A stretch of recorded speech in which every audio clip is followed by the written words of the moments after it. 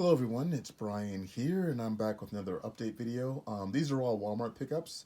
Now the first two pickups are from a US Walmart because the movies weren't available in Canada yet, and the rest of them are from Canadian Walmart. So we're going to get right into it. So first up, we're going to start off things with Color Out of Space. Now this is the third adaptation of H.P. Lovecraft's story.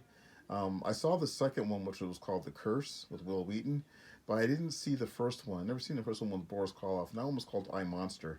Now this film was directed by Richard Stanley, and I'm really happy for him because he was a hot director once after Hardware came out back in the early 90s, and then everything got derailed when he ended up getting fired from the Island of Dr. Moreau remake, and with Val Kilmer and Marlon Brando, and he didn't work ever since. I think almost 25 years. I think he may have had a short story in Theatre Bazaar.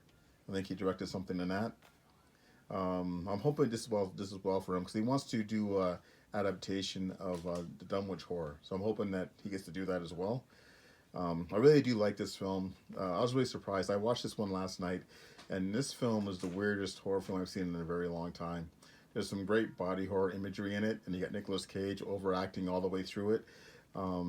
This is a really cool film, and great visuals as well. This one also stars Tommy Chung from Cheech and Chong, which kind of surprised me because I didn't really want him to be in this movie. When I saw his name, I kind of groaned a little bit, but he was pretty good in this one, so I do enjoy this film. This one's worth checking out. The only thing I wish is I picked up the 4K edition. I didn't get it because didn't want to spend the extra money. It was $5 more. Now that I've watched the film, I have some regret there. But what are you gonna do? All right. Next up, we have the Nightingale, and this is from the director of the Babadook. And for some reason, this one didn't come out yet.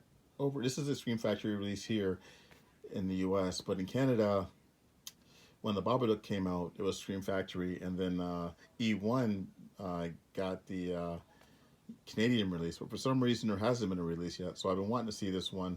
I do have a question about this one. I haven't watched this one yet, but it's about the aspect ratio. On the back here it says the original aspect ratio, and it's a full screen one, which is 1.33:1, which is a little bit wider than the old standard television. So I'm wondering if people who have the Blu-ray, if it's the same aspect ratio. So I was looking this one up online. It was showing a different aspect ratio of 1.85:1. But I'm going to watch this one soon. It's just a matter of finding the right time. Because I'm expecting this to be like a downer of a film, and I don't want to watch it and go right to bed. I think I'll watch this one and then watch something a little bit lighter afterwards. So that's the Nightingale. Okay, now we're on to the Canadian pickups. All right, so we have VFW. And this is from the same company that did Color Out of Space, which is RLJE Films. I think this used to be Image Entertainment. I think they bought them out. Now this film has a John Carpenter feel to it. Essentially, we got these veterans in this bar, and they're going to close up for the night. And this girl rushes in, and she has some drugs that she stole from these drug dealers. And the bar gets surrounded by these junkies and the drug dealers, and they're trying to get the drugs back. This one feels like a Carpenter film. It has that Assault in Precinct 13 feel to it, which I kind of dig. I like when people try to ape Carpenter in movies. This is a very bloody movie. I love the cast in this one as well. We got Stephen Lang, William Sadler, and Fred Williamson. This is a really cool film. Very, very bloody too, which kind of surprised me. I did pick up the 4K for this one because this one was pretty cheap. It was only $1 more than the standard Blu-ray. So, all right. Next, we have Camp Cold Brook. This is another Scream Factory release. I picked this one up because Daniel Harris was in it, and this one's about like these ghost hunters who have this TV show, and I guess their show's going to be canceled, so they're going to this camp trying to save the series. So I guess they're going to film a 90-minute special because this camp's supposed to be really haunted because all these young children were killed there all these years ago, and the supernatural shenanigans happened, I guess.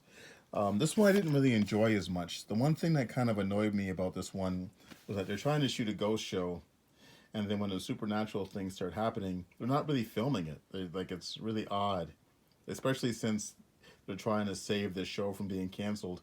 You think they'd have been all over it, because usually in these type of films, you have the initial excitement when the supernatural stuff happens until it gets too much for them, too extreme. But this one's just okay. I wouldn't have picked this one up if Daniel Harris wasn't in it. All right, and last up, we have Gretel Hansel. The reason why I picked this one up is because I like the director's previous film. Now, this was directed by Anthony Perkins' son. His name is Oz Perkins, and he made a film called The Black Coat's Daughter. I really like that one, and I heard good things about this one. I think it's kind of amusing that they changed the title, though, from Hansel and Gretel to Gretel and Hansel, which is kind of smart, because if you do a search on a film now, it'll pop up first as opposed to the other Hansel and Gretel movies. So, didn't get a chance to watch this one yet, but I'm going to watch this one soon, though.